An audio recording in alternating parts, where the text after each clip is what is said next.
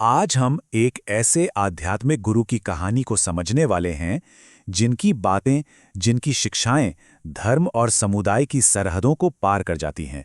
जी हाँ, हम बात कर रहे हैं शिरडी के साईं बाबा की। तो चलिए शुरू करते हैं और इस दिलचस्प सफर में गहरे उतरते हैं। उनकी पूरी जिंदगी की सारी शिक्षाओं की जो बुनियाद है, वो बस इन 3 शब्दों में है: सबका मालिक एक। सोचिए कितना शक्तिशाली विचार है ये, जिसने लाखों लोगों को तब भी रास्ता दिखाया और आज भी दिखा रहा है।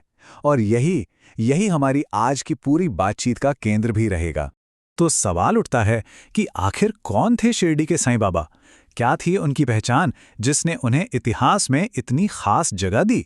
आइए समझते हैं। देखिए, साईं बाबा एक भारतीय आध्यात्मिक गुरु तो थे ही, साथ ही उन्हें एक फकीर भी माना जाता था। पर जो बात उन्हें सबसे अलग, सबसे अनोखा बनाती है, वो ये है कि उन्हें हिंदू और मुस्लिम दोनों ही समुदाय पूरे दिल से बिना किसी भेदभाव के अपना संत मानते थे। अब आप सोचिए, उस दौर में, और सच कहूं तो आज भी, ये कितनी बड़ी, कितनी असाधारण बात है। और हाँ, अभी हमने फकीर शब्द का जिक्र किया तो इसे समझना भी जरूरी है। देखिए, फकीर वो तपस्वी होते हैं जो बस भिक्षा पर ही अपना गुजारा करते हैं। मतलब एक बेहद सादा जीवन जिसमें दुनियावी चीजों की कोई जगह नहीं होती। और साईं बाबा का तो पूरा जीवन ही, आप कह सकते हैं, इसी सादगी की मिसाल था। अच्छा, अब बात करते हैं उनके जीवन के उस पहलू की जो आज तक एक पहेली बना हुआ है, यानी उनका शुरुआती जीवन, उनकी शुरुआत।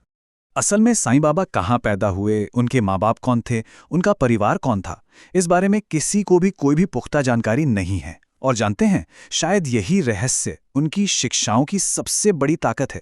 क्योंकि सोचिए, जब किसी को पता ही नहीं कि वो कहाँ से आए थे, तो फिर कोई एक धर्म या कोई एक समुदाय उन पर अपना हक कैसे जता सकता है? यही बात उन्हें किसी एक दायरे में बांधने से रोकती है और सबके लिए अपना बना देती है।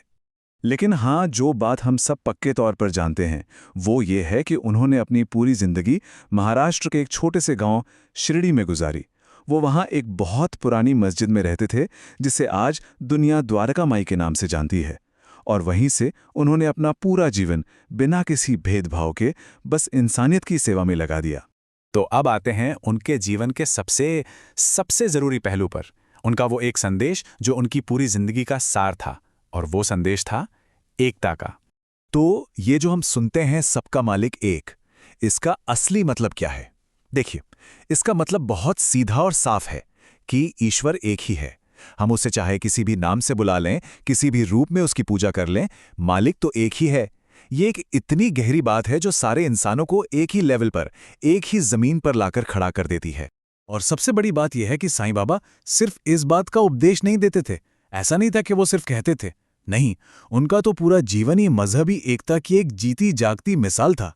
वो जो कहते थे, उसे अपनी जिंदगी के हर पल में जीते थे। और इसका सबूत तो उनके पहनावे तक में दिखता था। जरा सोचिए, एक तरफ वो हिंदू परंपरा के हिसाब से धोती पहनते थे और वहीं दूसरी तरफ मुस्लिम फकीरों की तरह कफनी और टोपी भी लगाते थे। मतलब उनका पूरा व्यक्तित्व, उनकी पूरी शख्सियत ही जैसे 2 महान धाराओं का संगम बन गई थी। चलिए, अब हम उनके जीवन के आखिरी अध्याय की तरफ चलते हैं और बात करते हैं उस विरासत की जो वो आज भी हमारे लिए छोड़ गए हैं। तारीख थी 15 अक्टूबर 1918। ये वो दिन था जब साईं बाबा ने अपना शरीर छोड़ा। लेकिन उनके शरीर छोड़ने की इस घटना को मृत्यु या डेथ नहीं कहा जाता। इसके लिए एक खास शब्द है, महासमाधि। और इस एक शब्द में ही बहुत गहरा आध्यात्मिक मतलब छिपा है। तो सवाल है कि ये महासमाधि होती क्या है? देखिए, जब कोई सिद्ध गुरु, कोई स्पिरिचुअल मास्टर अपनी मर्जी से पूरी चेतना के साथ अपने शरीर को छोड़ता है, उसे महासमाधि कहते हैं। इसे किसी बीमारी से होने वाली आम मौत की तरह नहीं देखा जाता, बल्कि ये माना जाता है कि उनकी आध्यात्मिक यात्रा के पूरे होने का एक चुना हुआ पल था। और आज हम सब जानते हैं कि साईं बाबा की ख्याति पूरी दुनिया में है। शिरडी में उनका मंदिर, जहां उन्होंने समाधि ली थी, आज भारत के सबसे बड़े तीर्थ स्थलों में से एक है। और सबसे खूबसूरत बात यह है कि वहां हर धर्म, हर मजहब, हर तबके के लोग एक साथ एक ही जगह पर श्रद्धा से अपना सिर झुकाते हैं। तो आखिर में बस एक सवाल जो सोचने पर मजबूर करता है। साईं बाबा को महासमाधि लिए 1 सदी से भी ज्यादा हो गया है। आज की इस दुनिया में जो अक्सर बटी हुई नजर आती है, उनका वो संदेश सबका मालिक एक कितना जरूरी, कितना रेलेवेंट है। शायद ये एक ऐसा सवाल है जिसका जवाब हम सभी को अपने अपने अंदर ढूंढना होगा।